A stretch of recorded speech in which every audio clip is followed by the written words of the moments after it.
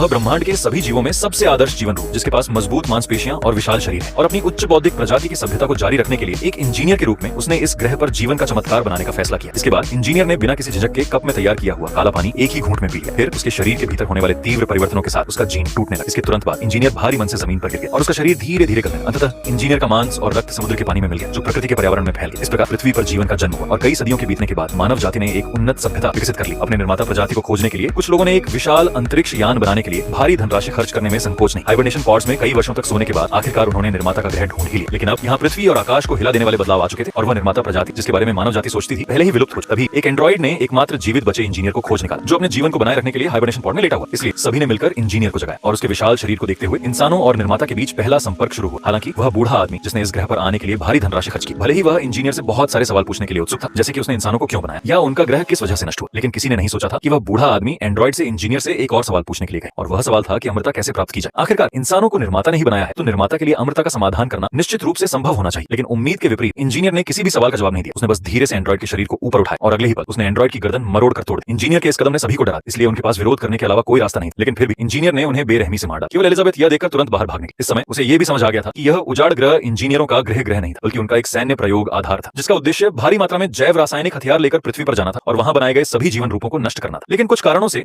अंतरिक्ष यान इसी ग्रह पर दुर्घटनाग्रस्त हो गया, जिससे इंजीनियर गहरी नींद में चला गया। और अब जब इंजीनियर को इंसानों ने जगा दिया है, तो उसने अपने मिशन को पूरा करना जारी रखने का फैसला किया है।